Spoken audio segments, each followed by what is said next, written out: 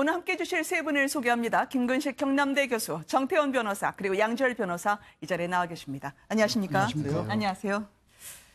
문 대통령의 취임 이후에 두 번째인 여야 원내대표 회동이요. 조금 전에 끝이 났습니다. 과연 분위기가 어땠을지 먼저 함께 보시겠습니다. 다음 달에 평양에서 남북 정상회담이 열리게 되는데 우리 이제 정부의 기본 입장은 그때 국회에서도 함께 방북을 해서 남북 간의 국회회담 좀 단초도 마련했으면 하는 욕심입니다.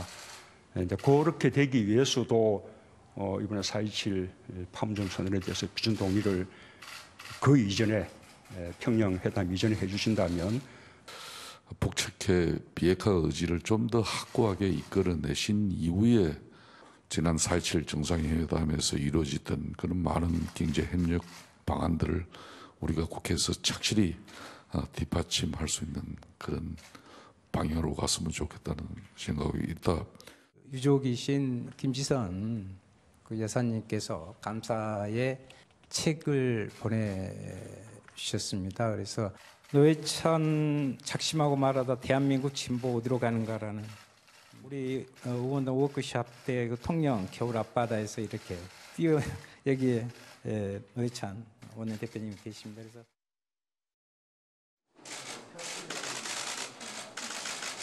또요, 작년에 회동에 참여를 했었는데 15개월 만에 원내대표들이 청와대에 모였습니다.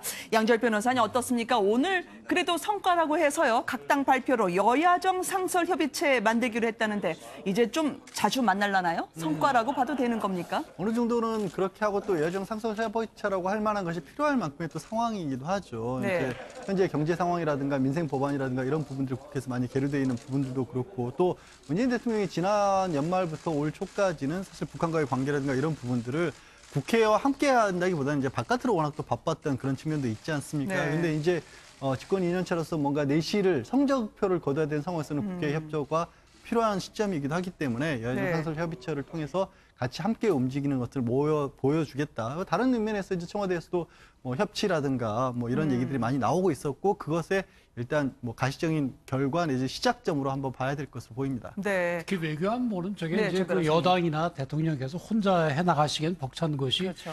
또 단순히 야당이 아니라 또 그런 보수의 유권자들 또 대변하는 것이기 때문에 네. 외교안보는 국가적으로 해야 되기 때문에 대통령께서도 저렇게 네. 야당의 협조를 구하시면 당연한 걸로 보이고 지난번에 김정은 위원장을 만나러 갈 때도 제가 이왕이면 저 여당 원내대표 말고 이쪽도 맞아요. 좀 같이 갔으면 좋았지 않았을까 그런 얘기도 했었는데 이 자리에서 말씀하셨죠. 예. 근데 저렇게 특히 외교안보에 있어서 여야가 같이 하는 거는 우리 국가를 위해서는 아주 좋은 일로 보입니다. 네. 오찬 메뉴에도 좀 신경을 썼더라고요. 누가 뭐라 해도 우리는 비빔밥이다라고 하듯이요. 말복인 오늘 이 삼계죽과 함께 오색 비빔밥을 만들었다는데 양 변호사님 저게 당마다 색깔을 또 다 맞췄다면서요? 네, 어느 정도 맞춘 것으로 보이죠. 당장 이제 보이는 것이 더불어민주당의 파란색 블루 블루 버터플라워라는 네.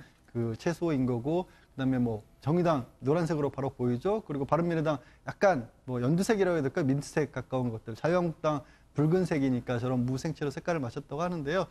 이게 참 아이고 애썼네요. 네, 그래도 저렇게 색깔을 다 맞췄대요. 색깔을 저렇게 맞추기도 힘들었을 텐데 네. 저런 것들을 넣어서 다각게 하나도 어울려 보자라는 네. 그런 얘기를 하신 거죠. 네. 비빔밥은 비빔밥이고 그렇지만 할 말은 하자라고 오늘 원내대표들이 한마디씩 한 것 같은데 문 대통령이 판문점 선언을 좀 국회가 같이 협조해줬으면 좋겠다라고 얘기하던데요. 이 남북 문제에 대해서 한동안 얘기를 하지 않았다가 어제부터 그리고 오늘 본격적으로 문 대통령이 도와달라 하는 것 같아요.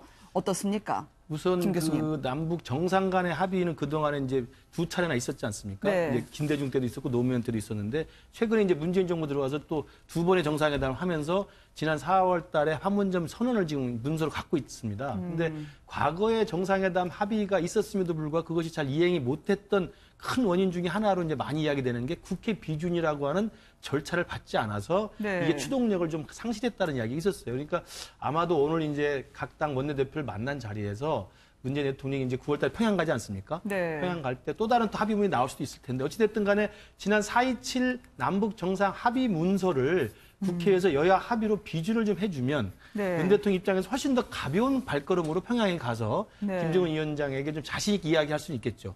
국회에서 여야 합의로 다 비준해 준 거기 때문에 네. 이 합의를 믿어봐라라고 이야기를 할 수 있는 그런 자신감이 생긴다는 점이 하나 있고요.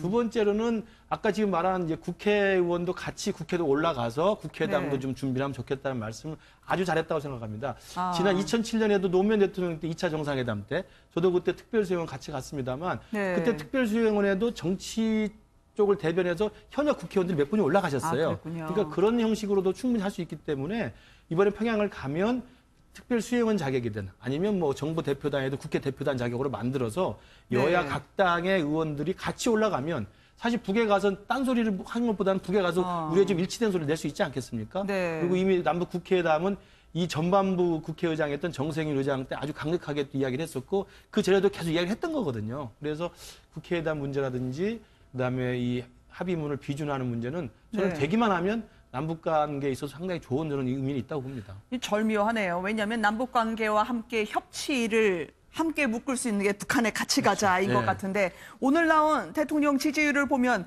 이 계속 떨어져가지고 대선 이후 최저치더라고요. 여당도 40%가 깨졌던데 이렇게 남북 관계 돌팔구를 여는 걸로 같이 간다. 이걸로 좀 개선을 도모할 수 있겠습니까? 어떻게 보세요, 김 교수님? 저건 아마 이제 지금 여론조사에서 지지율이 빠지는 거하고 남북 관계는 좀 별개로 좀 봐야 될 것 그래요? 같습니다. 왜냐하면 최근 들어서 이제 대통령의 지지도도 계속 하향 추세이고 속도가 상당히 붙고 있고요. 네. 그다음에 이제 민주당 집권 여당에 대한 지지도 상당히 좀 하락 추세에 있는데 이건 사실은 지금 한반도의 전반적인 이 협상 국면, 평화 국면이 이미 사전에 많이 반영이 돼 있는 지지율이었던 거기 때문에 지금 뭐 정상회담을 평양 가서 한 번 더 한다든지 네. 여야가 협치를 해서 또 남북 관계에 좀 초당적 협력을 한다든지 이런 모습이 보인다고 그래서 이미 4월달 그 판문점 정상회담, 그다음에 북미 정상회담, 그다음에 네. 지금 비핵화 협상 이런 것들은 사전에 우리도 아파트가 미리 재개발한다면 미리 아파트 가격이 반영이 되지 않습니까? 그런 식으로 그러게요. 지금 지지도 자체는 이미 4월 달부터 반영이 돼 있기 때문에 지금 오늘 뭐 여야 원내대표 회담에서 남북 관계에 협치한다든지 이런 것들이 저 지금 하락 추세인 지지도에 다시 반전의 계기를 갖기는 좀 힘들 것 같고요. 네. 그리고 대부분 저 하락하고 있는 추세는 가장 큰 원인이 사실은 경제입니다. 경제에 대한 상황이고 경제 정책에 대한 여러 가지 지금 논란이기 때문에 네. 그런 부분에 극적인 반전이 있지 않는 한 하락의 추세는 참 당분간 지속되지 않을까 생각이 듭니다. 외교안보는 대통령이 네, 지지율에 그렇게 의존해서는 안 되고요. 이제 국가를 위해서 이제 생각을 해야 되는데 지금 다들 걱정하는 것이 특히 네. 이제 보수적인 분들의 경우는 김정은 위원장이 지금 지금 핵을 가지고 위협을 하는데 과연 저렇게 나가도 되는 것이냐. 심하게 얘기하면 아주 오른쪽에 있는 분들은 아니 저 사람들하고 같이 해서 종북을 하는 거야 이런 쓸데없는 걱정까지 하는 분들도 있거든요. 이제는 종북은 지난 시대. 예, 그렇습니다. 그래서 이제 그 야당 대표들이 직접 이렇게 참여를 해서 네. 북한에 대해서 현실도 보고 우리가 어떻게 북한에 대해서 대해야 될지 거기에 대해서 좀 더 직접 체험을 하고 와서 또 네. 우리 국내의 보수적인 유권자들 그리고 전해드리고 하면은 결국 우리가 그런 걱정을 덜고 하나로 나갈 수 있는데 큰 기여를 할 수 있는 걸로 보입니다. 네. 문 대통령이 이 경축사를 통해서요, 남북 경제 협력에 미국도 참여하자고 손을 내민 상황인데요. 이 공교롭게도 거의 직후 혹은 동시에 미국과 북한의 입장처럼 보이는 것들이 있었습니다. 북한은 좀 노조가 누그러진 것 같고요. 미국은 보란 듯이 제재를 추가로 하던데요. 어떻게 보십니까? 이 북한 측, 미군 측과 함께 지금 한반도를 둘러싼 복잡한 심경을 보는 것 같아요, 양 변호사님. 그러니까 기본적으로 뭐 트럼프 대통령이나 김정은 위원장이 이 대화라든가 비핵화에 대한 어떤 원론적인 합의는 있는데 그동안에 어떻게 보면 여러 차례 수십 년 동안 지켜왔던 서로 얼어붙은 감정들이 완전히 다 그러니까 실무를 추진하는 단계에서까지 그걸 다 풀릴 수는 없지 않습니까? 네. 그것들이 어떻게 보면 걸림돌이고 어떻게 보면 안전장치이기 때문에 계속해서 약간의 엇박자처럼 비치는 측면도 있고 결국 그거를 풀어나가기 위해서 폼페이오 장관이 다시 또 북한도 가야 된다라는 거고요. 북한을 간다는 얘기는 여전히 그 부분을 계속해서 풀어나가겠지만 밑에 뭐 관리라고 해야 될까요? 그 워싱턴 네. 정가에서는 여전히 보수적인 사람들의 목소리도 계속 나오기 때문에 그 두 부분을 얼마만큼 풀어낼 수 있느냐가 관건인데 그래서 아마 이제 문재인 대통령이 이번에 또 한동안 특별하게 얘기를 하고 있지 않다가도 남북 협력이라든가 북미 대화라든가 이런 부분을 강조하고 나선 것도 한반도부터 먼저 좀 풀어나가게 되면 네. 한반도가 좀 안정적으로 운영이 되는 모습을 미국 측에 보여주면 그게 또 한편으로는 좀 보수적인 미국 쪽에서 우려하는 그런 시각들을 좀 누그러뜨릴 수도 있지 않을까 하는 네. 계산까지 보관까지도 들어있는 것으로 보입니다. 근데 사실은 이제 과거에 네. 이제 금년 초에 평창 올림픽을 계기로 해서 이제 남북미 협상 국면을 만들어낼 때 네. 문재인 대통령이 했던 게 운전자론이었잖아요. 그렇죠. 한반도 운전자론인데 지금 어제 경축사에서 눈에 띈 내용은 주인이던데. 주인이라고 이야기를 그러게요. 했습니다. 그러니까 운전자에서 조금 더 이제 적극적으로 주인의 역할을 하겠다는 것이고 이것은 최근 지금 양 변호사 말씀대로 북한과 미국 사이에 지금 비핵화 협상을 놓고 줄다리기를 지금 심하게 기싸움을 하고 있기 때문에 네. 이 교착 상태에서 그러면 단순히 운전자로는 승객을 태우기만 하면 다 되는 거지만 이제 내가 주인 역할로서 이 두 승객이 탄 두 네. 북한과 미국을 내가 끌고 가겠다라는 지금 의지를 보인 거거든요.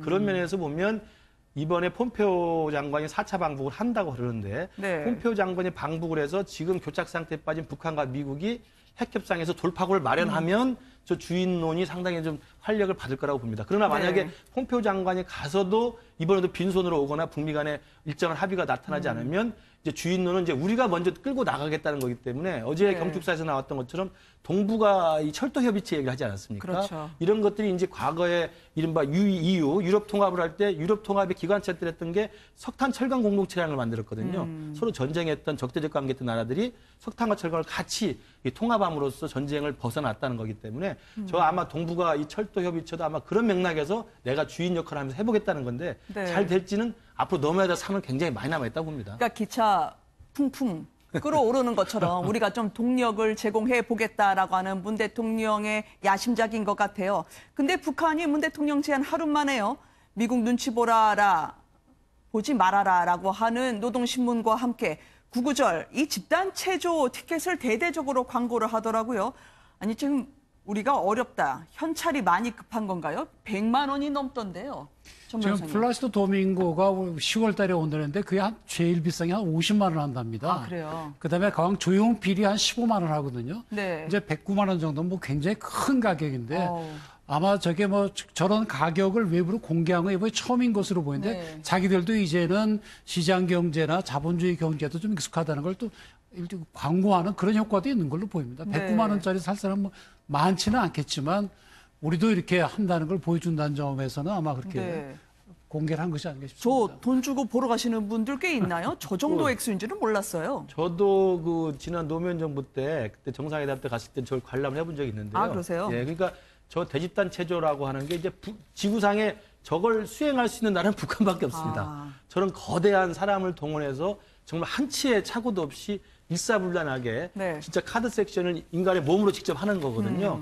그런 것들을 보여주는 저것은 사실은 지구상에 북한밖에 없다는 아주 특수성이 있기 때문에 네. 아마도 이제 신기한 마음에 가겠다는 분들이 많이 있을 겁니다. 그냥 어디 가서 볼 수 없는 거기 때문에 네. 그런 면에서 보면 지금 이 관광 상품으로 나온 거니까 네. 주로 이제 중국 사람들 상대로 한 관광 상품인데 해외에 있는 사람들은 지구상에 유일하게 존재하는 집단 체조, 집단 군무 저런 것들을 북한 가서 보겠다는 생각이 있으면 저 가격 물론 특등석은 100만 원이 넘기 때문에 굉장히 센 가격입니다만 또 2등석, 3등석이 있기 때문에 네. 가는 사람이 적지 않이 있을 거로 생각이 듭니다. 아, 특등석은 100만 원인데 2, 3등석으로 하면 30만 원, 예, 10만 예, 원대로도 이렇게 좀 13만 대중적으로 원부터 내려가네요. 시작합니다. 네. 그리고 굉장히 이제 시간이 깁니다. 공연 시간이. 그러니까 출발이 100만 원이 아니라 출발은 13만 원부터 예, 겸손하게 시작할 수 있다라고 보면 되겠군요.